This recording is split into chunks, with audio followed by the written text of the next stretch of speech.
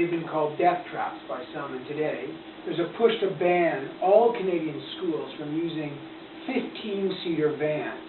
This is the type of van that was involved in the deadly crash, the tragic crash 2 years ago in New Brunswick. 7 high school basketball players and their coach's wife were killed when the van swerved on a snowy highway and collided with a truck. The Boys in Red bill is named for the jersey worn by the team, including 17-year-old Daniel Hains. Today, Daniel's mother, Isabelle Hains, is here in Ottawa to promote the bill brought forward by her local MP. She joins me now with the MP, Yvon Godin. Isabelle Hains, before we get to the issue, obviously all Canadians remember this tragic event, and our thoughts and prayers go out to your family all the time. And to see you here, in a place that you never wanted to be, never expected to be. So, tell me how you've transformed the agonies of this, the unimaginable agonies into this political movement today. What do you want to see happen? Well, it's the improvement in basic, and you know that there's not enough in the school system. Because children who are traveling after school and on weekends don't have the same safety protection as students that go to school from 8 to 4. Because in 8 to 4, they use a yellow school bus. Hold that up. They use a yellow school bus from 8 to 4. And children that were traveling like our children were in a 15-passenger van. If you would have seen it, the one you just saw, you would see that it was made of cardboard, soft metal, no safety features or structure, no panels, nothing that would stop an intrusion. And this vehicle, the transport would hit this. They have a metal frame here that wouldn't intrude it into the bus, and the children would have been bounced around, but they would have never done with that. It would to that 15-passenger van. Right, and so after this, Yvon Godin, tell me what your bill is. Tell me a bit about what you want to accomplish and what's in it. Okay, what I want to accomplish after the incident that happens in Batterton, the whole country know about it, and most of the world heard about it. Law was thoroughly managed at Boston State. And Isabelle and 2 other parents came to see me in the office and said, what can we do to stop this? Because New Brunswick has made the decision to stop it, and we're supposed to. I said, why not the rest of the country? When we see 43 altogether state that has banned those type of vehicle in the school, and Canada is not doing it. Then what I want to accomplish is to put a bill, I did put the bill today in the House of Commons, asking the government to change the rule, and it cannot be used for any activity after school or during school with students. And it's not recognized by the CSA, the Canadian Standard Association. They have been putting recommendations to the government that the government is not listening to. And I just done one, and I share her idea and what she's pushing for.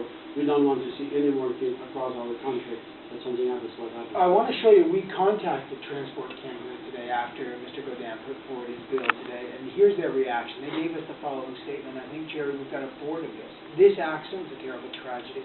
The minister met with Mr. Godin prior to question period and expressed his eagerness to learn more about the bill, as he has not seen it yet. The ministers had committed to sit down with Mr. Godin and his officials to review the proposed bill. So where does it go? Is this a positive step forward? Well, that's a positive step forward. I mean, you know, and I want to thank John Baird, the Minister of Transportation. I did not approach him. He approached me. He said, look, I heard about your bill today. He said, I'm not saying yes to your bill, but I'll tell you this, I am open to it. I want to have a meeting. I want to sit around the table, and I want to talk about it. And if something we could do, I want to do it. I'm not promising. The door is open. And what I want from my bill that I put today, I hope that's all what I have to do is putting it today. I want the government to take over. I want the government to take the responsibility to ban those vans, to do it fast. Because as you know a private member bill could take a long time. We cannot wait. We cannot lose one life because of... But why not leave this to the provinces? I mean, as I understand it, Quebec, New Brunswick, and Nova Scotia have already banned these 15-passenger vans. Not Quebec. Not Quebec? No, they're working on some regulations. They're working. Okay, so they're not...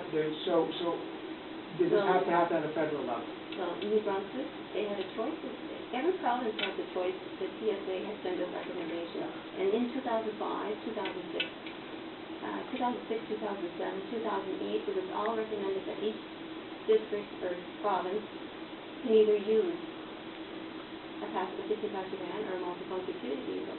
And when it's given a choice to the province, they're going to choose what their needs are, not the children's needs. So their choice was 15-passenger vans, just like our province did. They used 15-passenger vans. They knew about the multifunction vehicles because there were schools in our province that were using them. So you would like to see all those vans for transporting all students. Now, just, parents watching, every parent, as a parent, you feel for this, but you hold up that school bus. You say it's got better safety features.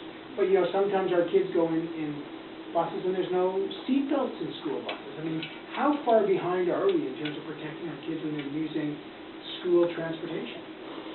Well, you're saying seatbelts for school buses. Well, I can't control the seatbelts, right. But I can certainly say 15-passenger vans are nothing compared to a yellow school bus or a multifunction activity vehicle that's made and engineered the same and has the same safety right. features as a yellow school bus. As far as the seatbelts, I can't even comment on that. But you're saying that's safe. This vehicle Yeah. is safer because it doesn't get intruded like they would. They have the safety features. The heavy metal, the laminated glass. 15-passenger vans have glass, and and one tip over, and they're like a tin can. They have no protection at all. If you're in that vehicle, you flip over, and the vehicle's gonna flush. No protection at all. See, those vans was made for cargo, and when cargo, then all the way go in the bottom of the van, but was not made for passenger. Totally not made for passenger. Every expert do it safe, and by putting the seat in it, the seat all on one side, because you have that pass-through to move to the seat, put all the weight on one side of that, the gravity of the van, and that's what the expert is saying, the high center of gravity, just They tip over, and this is when they were called, unfortunately, the death trap. So, all the families in the community are deeply affected by this. They all support this ban. Yes, they do. Why is it taking so long to get this done?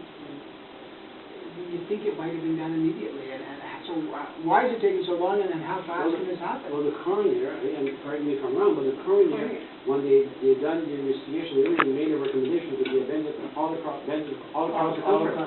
That was in May, and we opposed Yvon in September after the summer. So, it takes time to investigate and do the research. So, and when do you think this bill will pass? Any idea?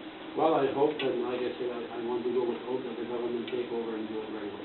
And when you mentioned about New Brunswick and Nova Scotia banning them, well, is the children in New Brunswick any different than the children in Ontario or any other province in Canada? Should they all be equal? Should they all have multifunction activity vehicles? Why should one province have it and them not? Yeah. There's no choice here. We're talking about children's lives, and we are the adults that are here to protect them. They are told to get those vehicles because they rely on the adults to keep them safe. Well, we'll be watching this very closely. Isabelle Hains, thank you so much for coming to Parliament Hill and coming on Power and Politics today. Yvon, Godin, good to see you as well. We'll watch this very closely. Appreciate it very much. Coming up, we're going to check in with Rush Nair, and then Jamie Watt and Scott Reed will appear on Point of Order. Stay tuned. Lots more to come on Power and Politics.